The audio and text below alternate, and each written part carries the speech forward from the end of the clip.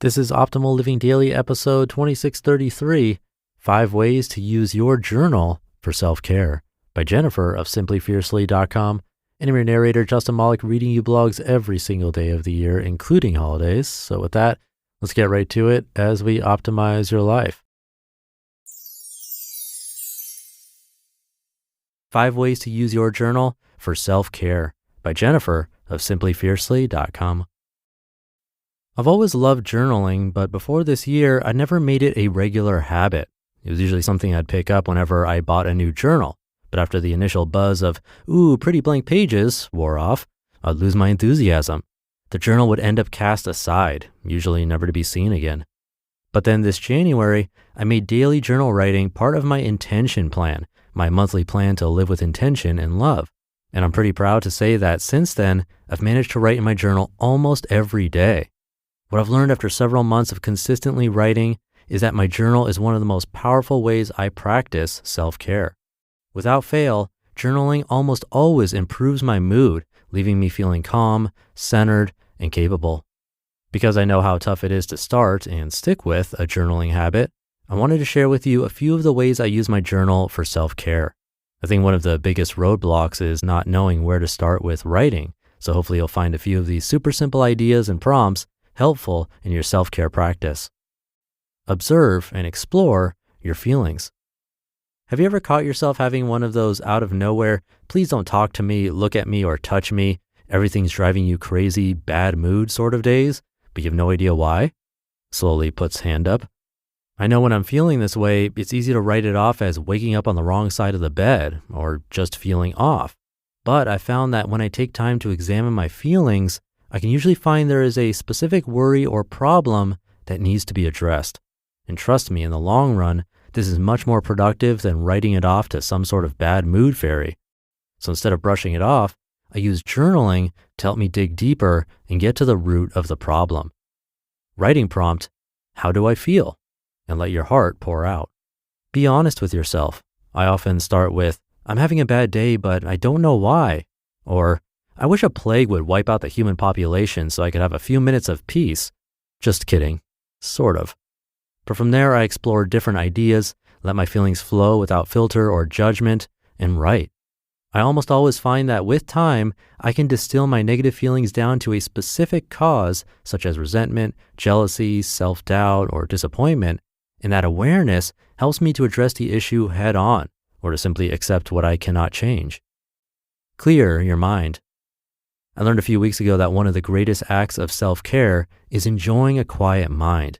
It's such a luxurious feeling to stem the tide of to-do lists, emails, and ideas running through your head and to just stop thinking. The silence is priceless. One simple way to find this silence is to do a brain dump. Open your journal to a blank page and let loose. Write down everything that is on your mind until there is nothing left. When I'm done writing, I usually feel tired, but in that good post-workout sort of way. I know that my thoughts, worries, and to-do list are safe and sound, so I can just relax, let go, and enjoy the moment. Write a gratitude list. Practicing gratitude is an act of self-care because it shifts your mindset from one of scarcity to one of abundance. Instead of feeling stressed and worried about what you feel your life is lacking, you feel blessed and thankful for all that your life is made of. A simple way to start practicing gratitude is to write lists of everything that you're thankful for in your journal. It's a simple yet powerful way to ease your mind and lift your spirits. Forgive yourself. I have a rather unfortunate habit of beating myself up when I make mistakes. I'm pretty sure that, sadly, I'm not the only one. When I make a mistake at work or say something awkward around new friends or make a regrettable impulse purchase, I dwell on it and my inner voice can sometimes be a nasty piece of work. But I am getting better at being kind to myself, and through journaling, I'm learning to accept that I'm human and imperfect and forgive myself. Journaling works for me because it helps me remove myself from the situation and view it objectively. Sometimes I even think of myself in the third person because, let's face it, for some reason we are so much more forgiving to others than we are to ourselves. When I look from the outside in, it helps me to accept what has happened, move on, and most importantly, forgive myself. Indulge in your dreams.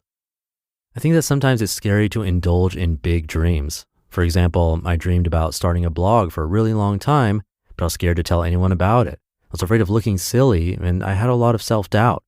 So instead, I wrote about it. It was so therapeutic to explore my dreams and ideas in a safe place without fear of judgment, and even better, with time, manifesting my dreams helped me grow the confidence I needed to launch the blog. Writing prompt: what would you do if you weren't afraid? However you use your journal, my best advice is to pick it up and write. Don't be afraid of getting those pretty white pages messy. Just scribble whatever comes to mind. Start with your grocery list, song lyrics, a rant against your neighbor, whatever. Journaling encourages self-awareness, and once you understand your needs, you can start to take care of yourself. You just listened to the post titled 5 Ways to Use Your Journal for Self-Care by Jennifer of SimplyFiercely.com. And thank you to Jennifer for this post. My favorite type of journaling is one she mentioned. It's actually the brain dump method.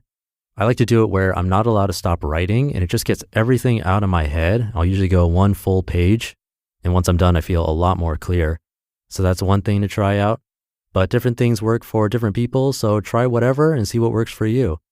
That'll do it for this one, but stick around because it's time for our weekly bonus episode, a great one from Optimal Finance Daily.